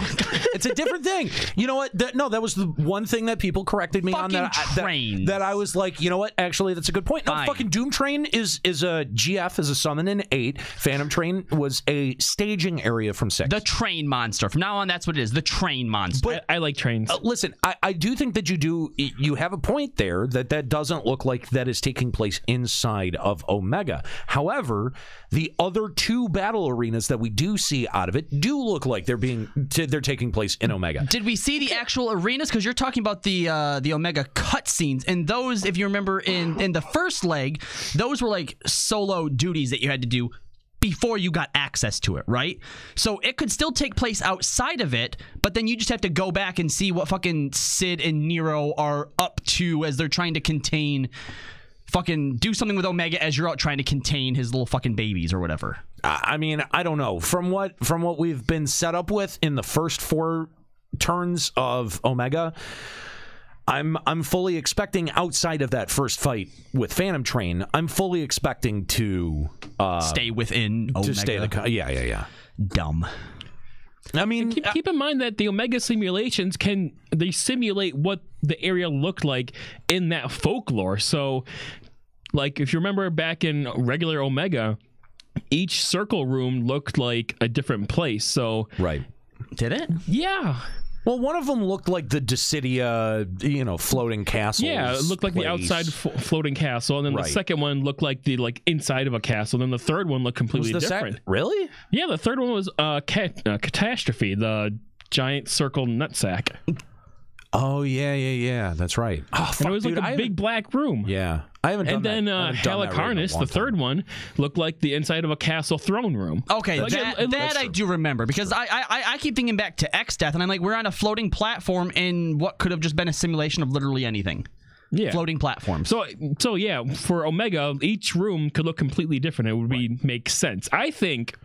I think the train part is the weird kind of outlier there, and I really do hope, it is my hope, because the way that it was presented, at least in the cutscenes in the trailer, and this was my point last week, fucking chat that jumped all over me, was that, you know, it does look like someplace outside of Omega. So it is my hope that at least portions of the storyline are taking place outside of Omega, and it would be nice to see a little bit of an expansion of the in-world map, right? So those two things, even if one turn of it takes place outside of Omega, I think that that's probably a pretty good thing. That would be nice, but I think Square-Enix heard the crying masses about not having any trash. I think it's just trash and it's just a hallway. You think? No way, because I mean... Nah, I could see that happening. It could be. I think that the boss... I think it's going to be a little bit more dungeon-y. I think there's going to be some trash packs. Yeah. You know, you go inside, there's like another trash pack, and then I think ultimately... Bahamut 1, and then ultimately you're going to end up at a boss. Yeah, okay. That's fair. I think that's what it's going to happen to. Well, fine, good. If they do that, I think that's It's well beyond what they did last time. Well needed. And, honestly, and I think that they need to think about that more. If they take the negative criticisms we had of the original Bahamut, and then they take all the positive criticisms that we had with Rabanasty, and they take all of those into account when they designed this, we could actually get a pretty fun leg of Omega. I mean, it does, like having the Phantom Train for that first leg does break it up a little bit so that not everything is as predictable as you think. You know, if they're throwing you back inside Omega and Phantom Train's inside Omega, and that's one of the stories that Omega is telling, fuck it, there is no creativity left. There's just nothing. There's nothing left. I think Tenzin would agree with you. I mean, now this has got my hopes up for something interesting that's happening with these Garleans that are coming in and maybe trying to deliver something to the Omega site, or I don't know. I don't know what the Garlean thing takes place in Doma, though. Yeah, but they are attached to. But they are. Am I crazy, or are they attached to that? I don't think they are, because they're part of the side quest with the four gods now. The Loa. I could have fucking sworn. Watching that trailer that there's a moment that we see Brutus either near or on the fucking train with us. See, that's what I thought too. I could have sworn. That's just clever cinematography. It could. That could. Which you know what they were doing. They did that. Good point. It could be. That could be very clever editing. I don't know. I'm just saying. I don't know. And think of it this way, like, if they connect Garleans to Omega storyline, then that means we have to do this MSQ, or we have to do Omega 1 to get like up to that date or up to speed on that, and then go back and start doing MSQ. See, that's the part that I was finding a little bit weird with it. Yeah. And I feel like that just doesn't fit Square Enix's MO. It doesn't at all, because they want compartment here. They want compartmentalized. Yeah. Modular. Yeah. I don't know. It's going to be interesting. I mean, for the first time in a while, I don't know for sure how that is all going to end up playing out. I'm interested to find out, but as soon as we go through it once, it's going to be done. That's it. Yep. Yeah. This would be like make a really great like patch that took a month to make. No. Yeah, it would. It would be great if this patch took 1 month to make, and then we have more stuff next month. Yeah, that would be nice. Anyway, if you want to give us a call, Limit Break Radio on Skype, 810-515-8715, limitbreakradio.com. We're almost out of time here. We're almost done with the show, but we've got like, I don't know, 6 minutes left. So if you wanted to be our final caller of the night, Limit Break Radio on Skype, 810-515-8715, limitbreakradio.com/Discord. Yeah, call in and blow our minds. So in the last few minutes here that we have of the show, Kahlo, is there anything that we didn't get to that you think that we should probably cover before we get to patch day? Yeah, there is one thing that I kind of wanted to talk a little bit about. So they mentioned that the story's getting exciting with Omega Sigmascape. Is it? They say that. That's what they say, yeah. Okay. Now, Yoshida says that, we're sort of at the middle stage. We'll be diving deeper into things we only touched on during the first part of the story in Deltascape. So the focus here is going to be on Midgar Sormer, and after that, on Nero's coolness, that there will be a good variety there. What? And they mentioned... Wait. What? Go back? What? Apparently, Nero... They are completely blown away by like how fans have basically accepted him back, and like they think he's really cool. We do. I wasn't aware of that. Okay, yeah. Well, maybe like coolness is like relative. Like he's cool relative to Alpha and the other idiots in the Ironworks. Anyway, I mean, listen. If you just like Square Enix does really well by its characters, right? Like what they did with Hildebrand. Okay, stop. So, okay. I don't remember. Like, is Jessie like owning the Ironworks? I think that is she in charge? I don't. I don't understand anymore. I feel like this person just randomly popped in and then like I'm in charge now. And well, she's the girl, so she's just like really sassy, and everyone just does what she says because it's just easier that way. I don't know. If you're asking me to explain finer plot points at this point. Anyway, the part that I wanted to get to was they asked if you could give us a highlight from Sigmascape, and he said that there is one that's a bit of a brain test. They said if it would be more difficult than the third battle from last time, which was the Helicarnassus or whatever it was, right? Right. Now he says, I personally think it's a bit more difficult than last time.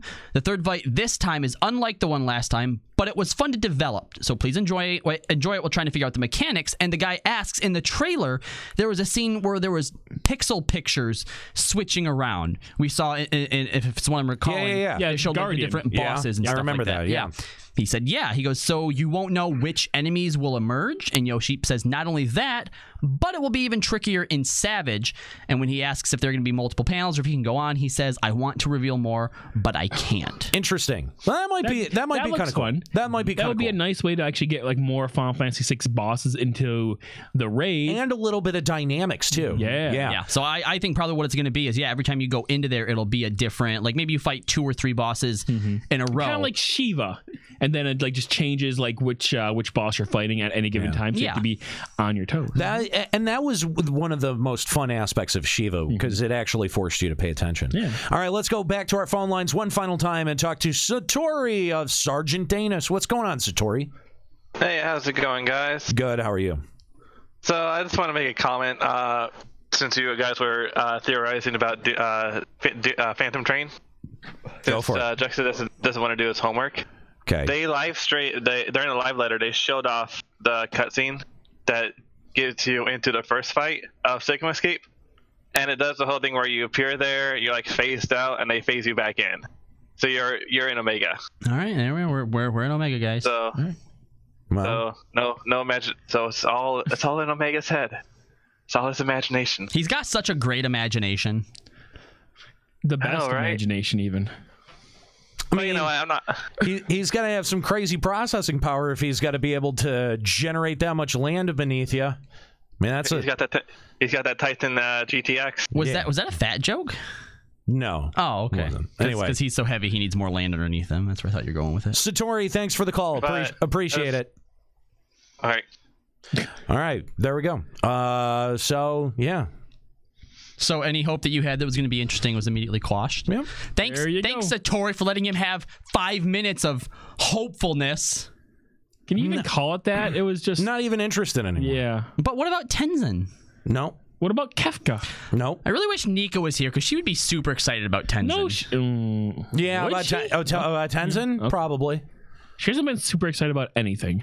Raid related, but I think she still gets excited about it. Has Nika beat OS4? Oh no! No. I don't think she's seen Neo X. Yeah, I don't think that people show up to her raid anymore. It makes me sad. It's sad. Yeah. Oh wow. Strife is off playing WoW right now, doing real content. Good for Strife. Anyway, all right. Well, I think that's going to do it here for Limit Break Radio this week. Thanks, guys, for tuning in. Next week, we're going to be talking about the patch, because patch is coming out. In fact, if you're listening on the podcast, coming out today. That's right. So if you're not listening on the podcast, you've got a couple of days to wait. So congratulations on that, I guess. I don't know. If you are listening to the show to kind of fill the gap in between, server downtime or whatever, we're out of time. So I guess just restart this episode until the servers come back up. Yeah. That's what you can do. Anyway, all right, that's going to do it here for Limit Break Radio this week. Thanks, guys, for tuning in. Thank you for all of your calls. Sirma, our first-time caller, Diamolos, Aubrey, even though that was a troll. One-day maintenance. One-day maintenance. Even though that was a troll, Aubrey, thanks for trying. Meterman and Satori, thanks for all of your calls today here on Limit Break Radio. I want to thank my crew, of course, Kooky Persona, who has been hanging out on our phone lines. She does all of our phone lines and is super, super good at it. So thank you, Kooky, for doing the phones. And to my crew, Nika, who couldn't show up because she's having a baby, and Juxtaposition and Kalo Landis. I'm Aniero. Keep listening.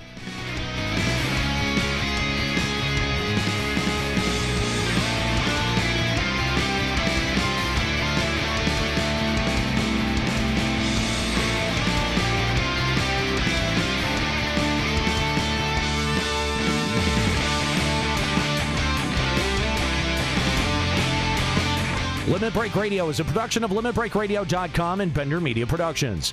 This episode was produced by Kalo Landis, Juxtaposition, and Kooky Persona. Final Fantasy XIV and Eorzea are trademarks of Square-Enix. Funding for Limit Break Radio is provided by Mary Kennett, Nexian Theta, Hirsch Fersch, and fellow Limit Break Radio listeners.